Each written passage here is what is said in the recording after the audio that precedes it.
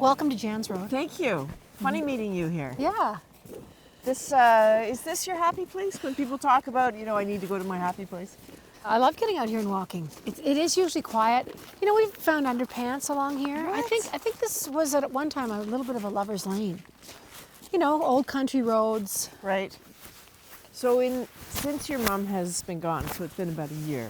Yeah, she died December 29th, 2019. How- 2018. No, 2018. How have you been managing? I think I'm doing pretty good for the most part. I would do anything to have a weekend to hang out and, have some food and eat some potato chips. But no, they were ready to go. And my mom, she left me with a sense of positivity. It wasn't a bad thing. So that's who I had as my guiding light. They led you well. Yeah, they both did. They'd be so proud of you now, this Hall of Fame thing, I think. Of all the awards you've gotten, and I don't know if I'm just projecting, but don't you think this one is would the mean biggest a lot? one? This is absolutely the biggest one. I have to say I was mind-boggled with the Order of Canada, but I love the sentiment of the Order of Canada because it's about doing positive things for your country, and Yep. I am a very proud Canadian.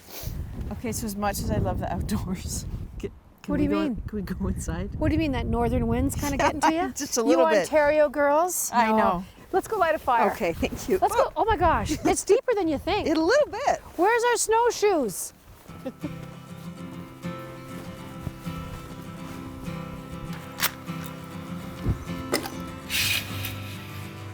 There you go. Well, thank you for letting us. Yeah. It's about -12, -13. Yeah, I actually can't feel some of my parts, but I'm okay with that. For you, was it always going to be music that sort of set you free and set you on your path? Was that destined to be? I don't know. I think I went into music because my dad was an alcoholic. And it seems like a weird thing, but he was such a big drinker that in order for me to stay out of his way, I went into the basement. Record player was down there. All the records were down there. My mom's little old guitar sitting in the corner that she tried to learn to play. And it became my therapist and my friend and my solitude and my comfort.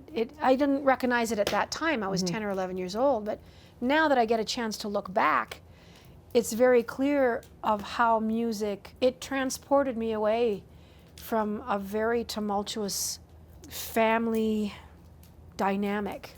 Were you scared of him? Yeah, I was scared of my dad.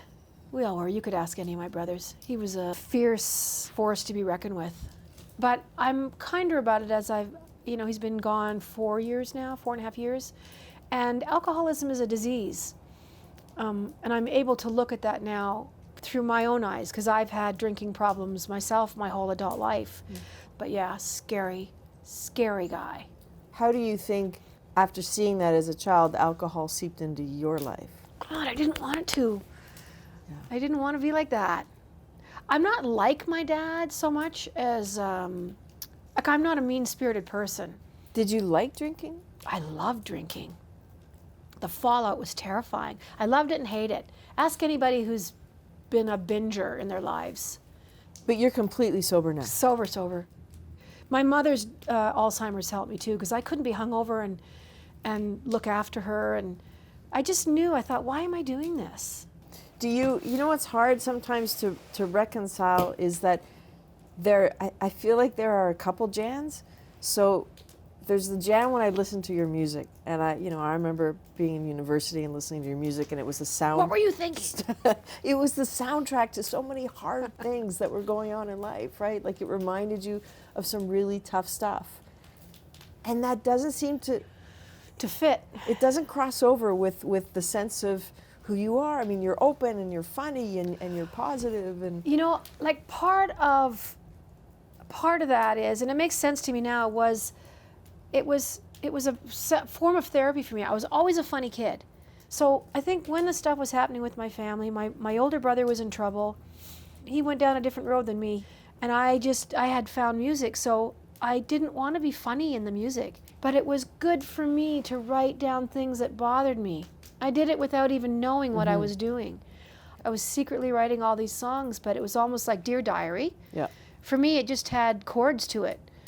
But there's an intersection, as I understand it, in your life where things are just getting great with your music, and then they got really hard with your brother Yeah. in the same month. Yeah, my brother was arrested for a first-degree murder in the same month that I was signed to a record deal. So I often think about how my parents navigated that. What happened with him? He, you know, it was a litany of things. He was sexually abused when he was a young teenager. We didn't find that out until 5 or 6 years ago that he even spoke about it. So my dad's, you know, a force of whatever he's doing, and he picked on Dre all the time. Dre just drank, and he said he would do any drug that he could find, anything. It started with, you know, DUIs and drug charges and assaults and choking with intent, and I mean, I could go on and on and on. And I need to, you know, preface all of this by saying he's always, you know, maintained his innocence with this murder charge. And the Innocence program at the University of British Columbia vets thousands of cases every year, and they took him on a decade ago and are absolutely adamant and steadfast in telling our whole family that there's impossible that he committed this crime. And he's been there 27 years. When my mom was in the throes of her disease, I told her that he was out. Is he? I said, yeah, he's in his apartment. He's using all your doilies. He is. Well, he was such a homemaker. And I was so glad that I lied to her about that. How are you doing without her? I really miss my mom.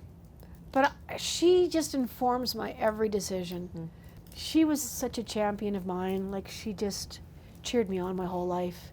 And I wish she could have hung around, like, a little bit longer, but been sane. But I lost my mom, like 10 years ago. Anyone that's gone through this realizes it's such a hard thing when they don't remember your childhood and they can't answer all your questions and they can't save you. Our parents are always supposed to save us. And sometimes we got to save them.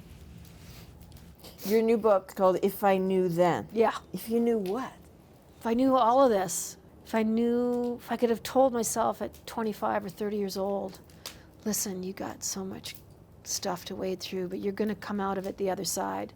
And who or what will be in your head in that moment at the Junos when you're inducted into the Hall of Fame? Every single person that I ever met in my life that helped me or didn't help me, and how valuable they both were. Sometimes it's all the people that aren't cheering you on that make you even more boundless. Well, that's what you are. Our hands are frozen. There is They're no actually human stuck to warmth each in our hand. Thank you. Thank you.